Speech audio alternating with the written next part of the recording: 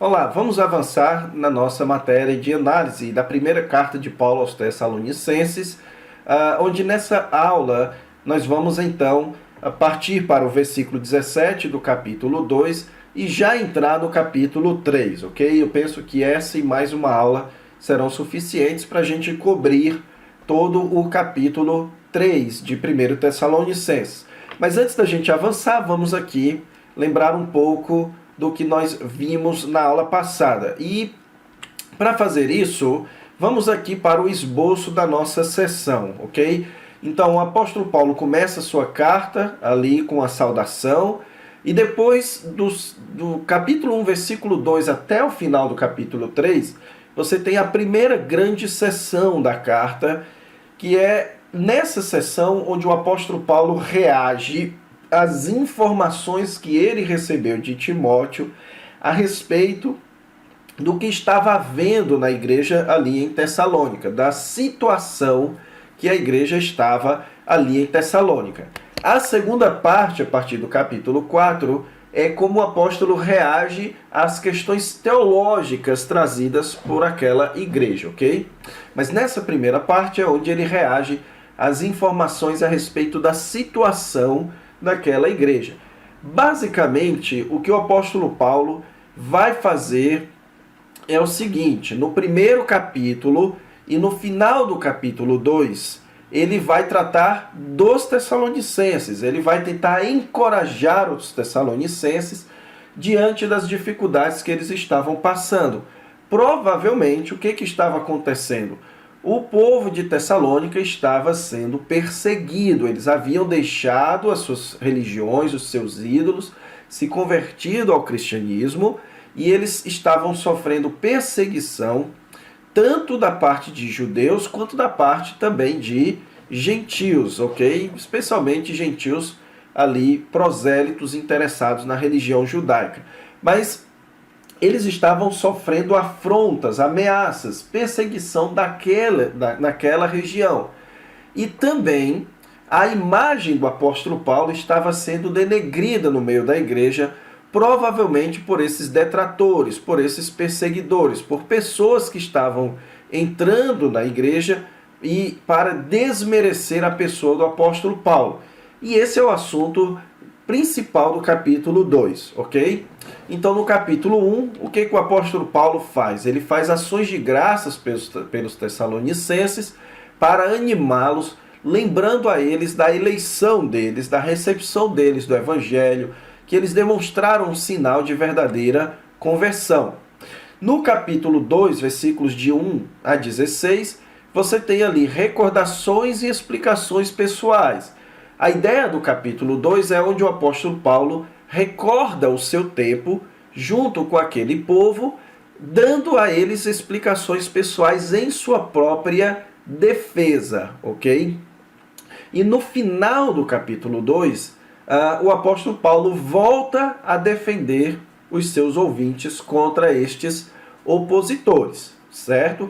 Então, no capítulo 2, lembre-se, o apóstolo Paulo utiliza uma série de argumentos que servem para defender o seu ministério, ok? E nós estudamos todos estes argumentos, como a questão da coragem do apóstolo Paulo, a questão também da doação da equipe. Quando eu falo apóstolo Paulo, não é só o apóstolo Paulo, mas Paulo, Timóteo e Silas, toda a equipe, de como eles se doaram, de como eles foram corajosos, de como eles trataram eles como uma mãe, de como eles trataram eles como um pai, de como eles nunca usaram linguagem de bajulação, como eles nunca deram sinais de ganância, de interesse, de posturas interesseiras. O contrário, eles trabalhavam para que eles não precisassem depender. Então o apóstolo Paulo fez várias ponderações em sua defesa. E no final do capítulo 2, então, ele defende os seus leitores. Lá no final do capítulo 12, o apóstolo Paulo diz para eles que aquilo que eles estavam sofrendo faz parte de um contínuo, faz parte de uma semelhança com o que os primeiros cristãos sofreram em Jerusalém dos próprios judeus, ok?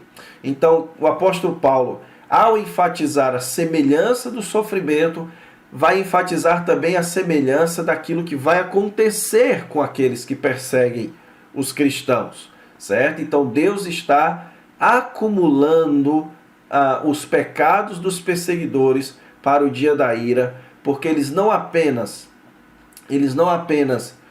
perseguem os cristãos, mas eles não querem que o evangelho chegue a outras pessoas, ok? Então isso foi o que a gente viu até aqui. Agora, no capítulo 2, versículo 17, até o final do capítulo 13, o assunto ali vai ser a preocupação com os tessalonicenses. Esse é o assunto principal. O apóstolo Paulo vai demonstrar uma preocupação pessoal e também da equipe com aquele povo, certo? E aqui é mais uma forma do apóstolo Paulo defender o seu ministério, ok?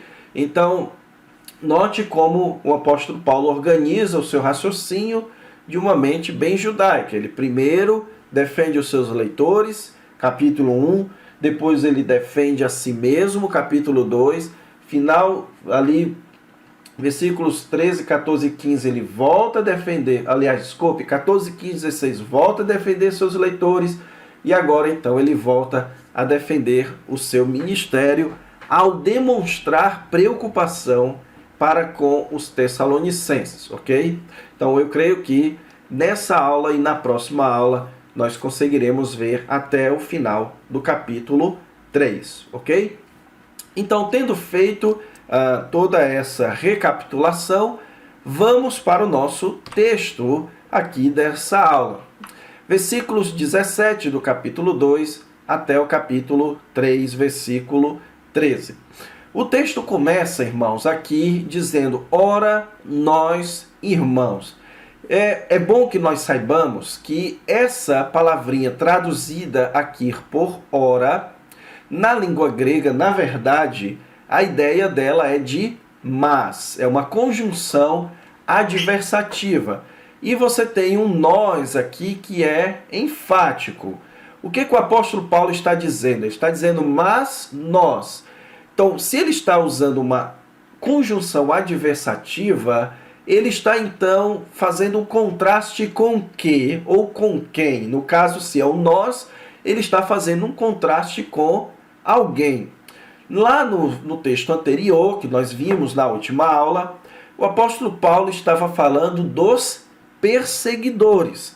Aqueles perseguidores que eram os mesmos que estavam denegrindo a imagem do apóstolo Paulo, certo? Que estavam avançando contra a igreja e prejudicando a imagem da equipe que fundou aquela igreja. Então o apóstolo Paulo vai voltar aqui a defender-se, certo?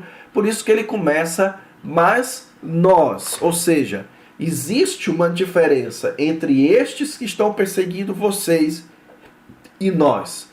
E qual é a grande diferença entre eles? A diferença principal é que o apóstolo Paulo e sua equipe, eles encaram os tessalonicenses com a mais alta estima, com o desejo de investir na vida deles, ok? Diferente daqueles falsos mestres que olhavam aquele povo com desejos gananciosos e interesseiros. Já o apóstolo Paulo e sua equipe olharam aquela igreja com olhos amorosos, como ele mesmo vai descrever aqui no final do capítulo 2. Como é que ele começa descrevendo isso? No versículos 17 e 18, aqui ele vai descrever isso mostrando o desejo que ele teve, não somente ele quanto a sua equipe, de estar com os tessalonicenses pessoalmente. Então ele diz, ora, mais nós, ou ora, nós, irmãos. Então ele fala orfanados, essa é uma palavra que só ocorre aqui no Novo Testamento, certo? E a ideia aqui da palavra orfanados, ela tem uma ideia passiva.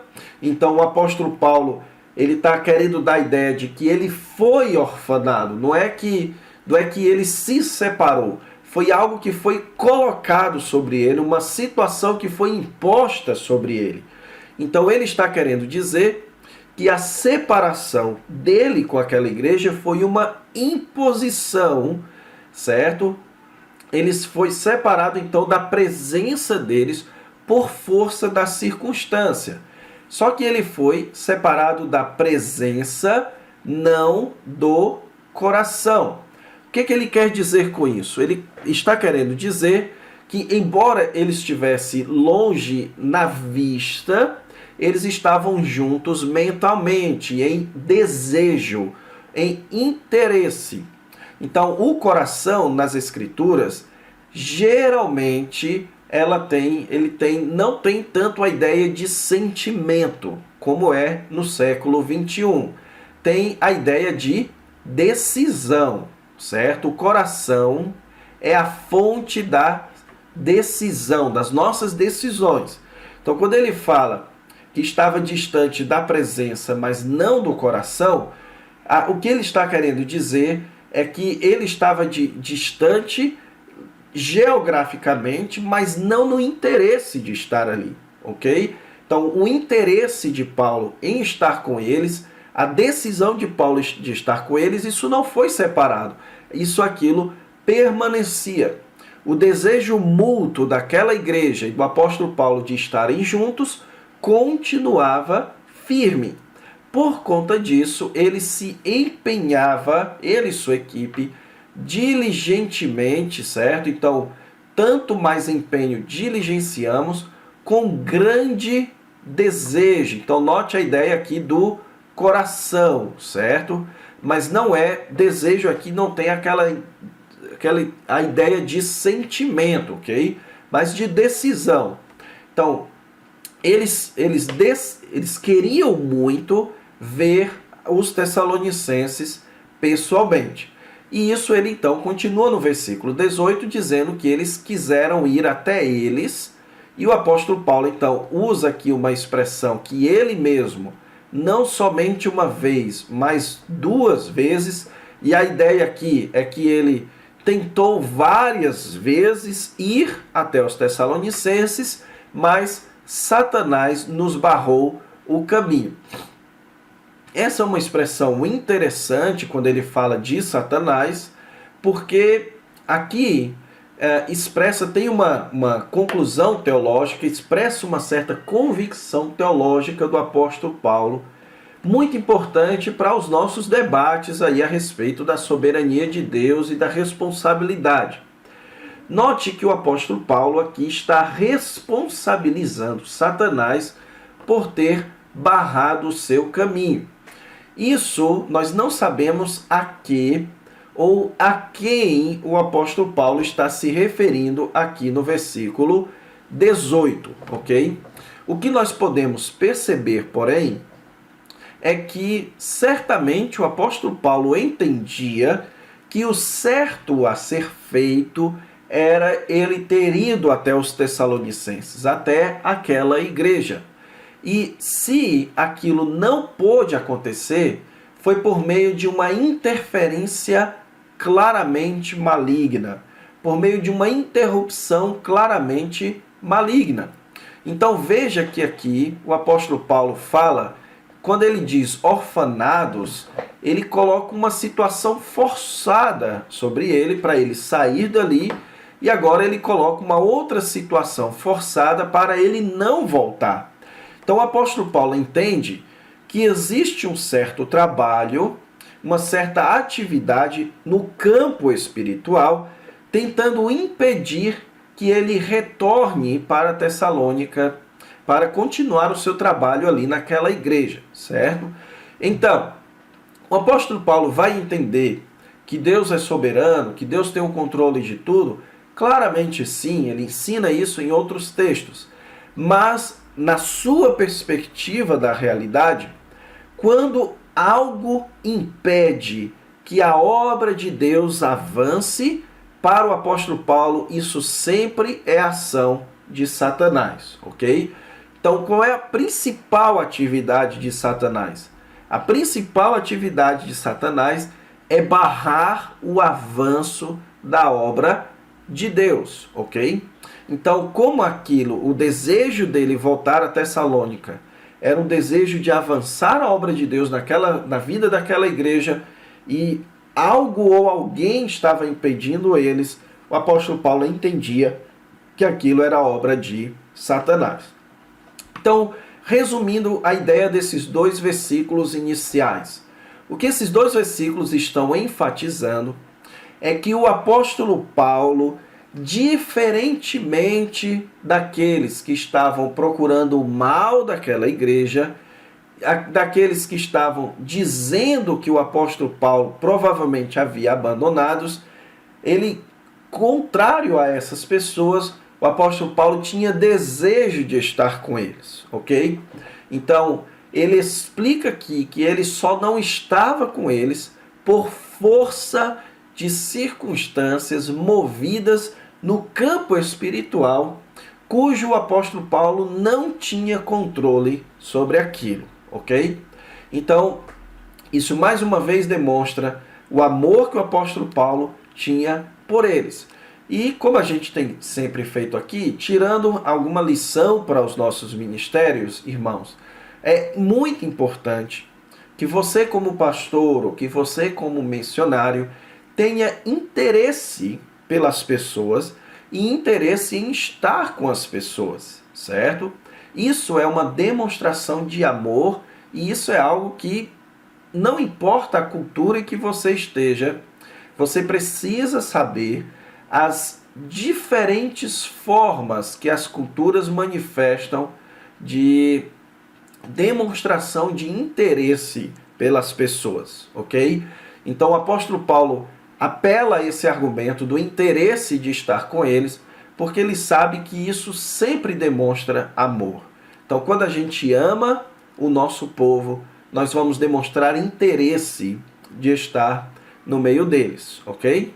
E o outro argumento que o apóstolo Paulo usa aqui no versículo 19, que na verdade é uma espécie de argumento, lembre-se disso, não apenas é uma espécie de argumento, mas como é uma demonstração de preocupação com os tessalonicenses, é como o apóstolo Paulo encarava aquela igreja, certo? Como o apóstolo Paulo via aqueles irmãos na mais alta estima.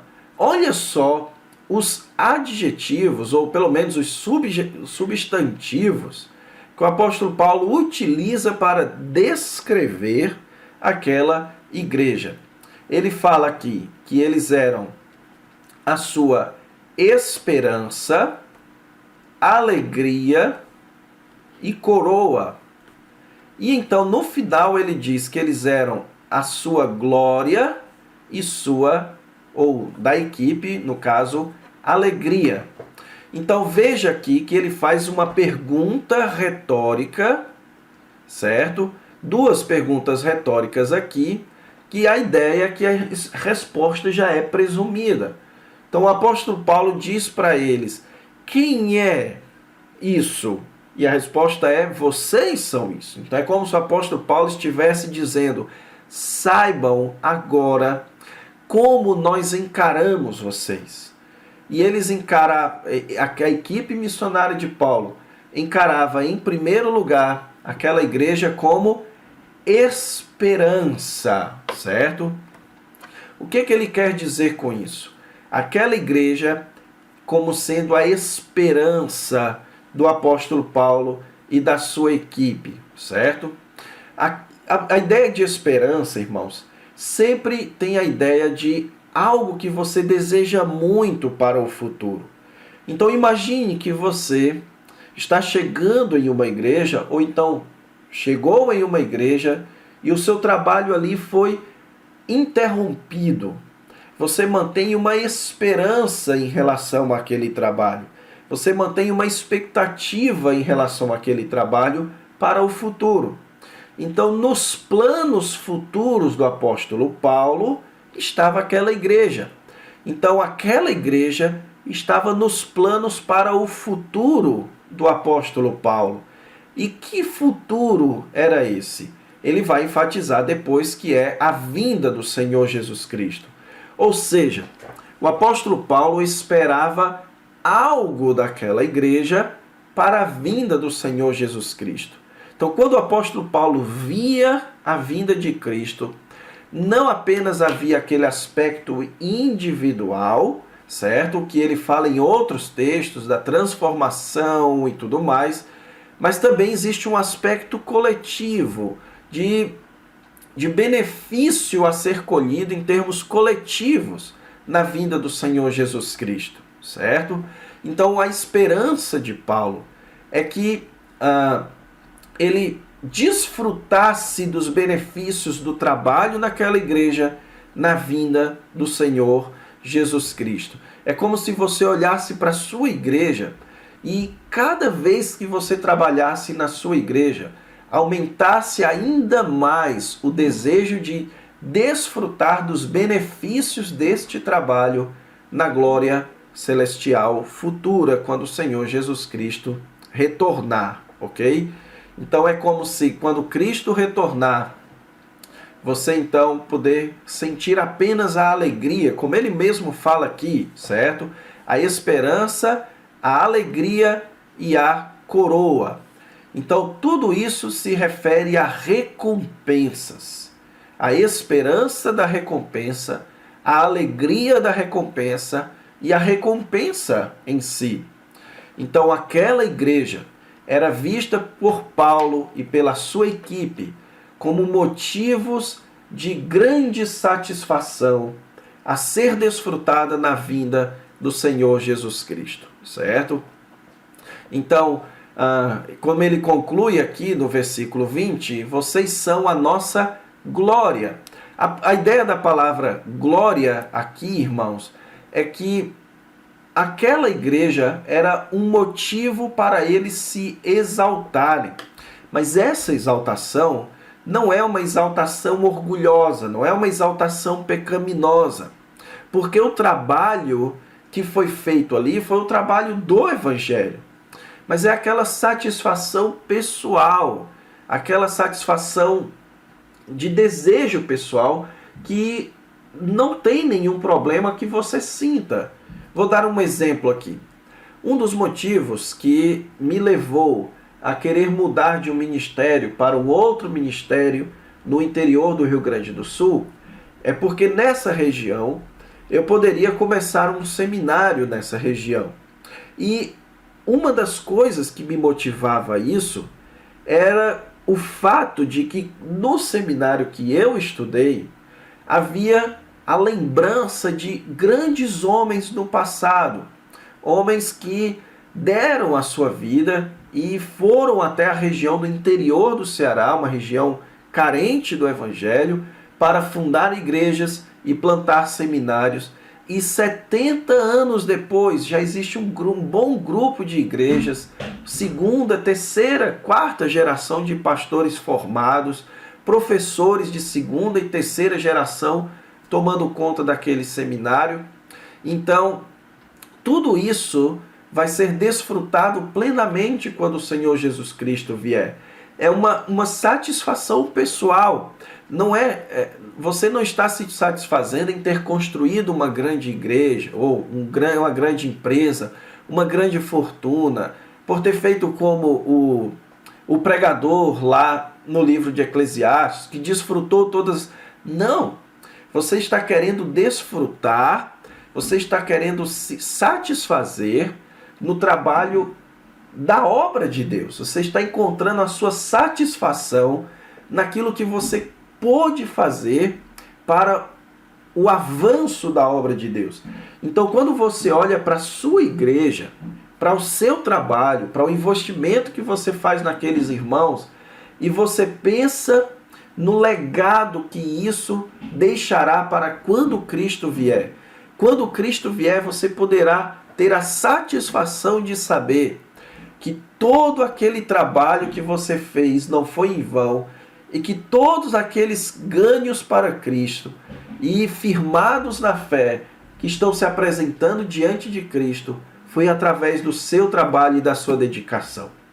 Isso é um motivo justo para uma exaltação futura na glória de Cristo. Então é isso que Paulo está dizendo para eles aqui. Que eles eram a grande recompensa do apóstolo Paulo. Que na verdade eles não eram meios para que Paulo alcançasse algum tipo de recompensa ainda nessa vida. Eles eram a grande recompensa, eles eram a grande coroa, certo? Então, a visão de Paulo e de sua equipe, daquela igreja, aquela visão elevada, era mais uma demonstração de grande preocupação com os Tessalonicenses e em defesa do ministério deles, ok, irmãos? Então, isso serve de aplicação para as nossas vidas, para que seja assim que nós encaremos o ministério que Deus nos dá. Nós precisamos ter uma visão mais escatológica do trabalho pastoral ou missionário. O que isso quer dizer? Isso quer dizer que nós precisamos olhar para nossas igrejas que nós pastoreamos, igrejas que plantamos, ou qualquer coisa relacionada à obra de Deus. Precisamos olhar tudo isso não com os nossos olhos no aqui e agora, mas quando Cristo retornar, certo? Com o desejo da recompensa daquele dia, quando Cristo retornar. De você poder levar ou estar na presença de Cristo e ver aqueles que você ganhou para Cristo, aqueles que você discipulou, aqueles líderes que você treinou para ganhar mais almas para Cristo, aquele trabalho todo, aquelas pessoas todas em quem você investiu, agora diante do Senhor Jesus Cristo, o honrando e o glorificando. Esse é um grande motivo de satisfação pessoal. Então busque isso para a sua vida, busque isso para o seu ministério e saiba que os crentes sobre os quais Deus colocou você, se você tem realmente esse desejo, essa visão a respeito deles, eles vão perceber isso. E isso vai contar muito em sua defesa, ok? Então vamos ficar por aqui, com esses 4 versículos. Na próxima aula, então, a gente vai para o capítulo 3 e vamos tentar ver, então, todo o capítulo 13 na próxima aula. Até a próxima aula, então, e fiquem com Deus.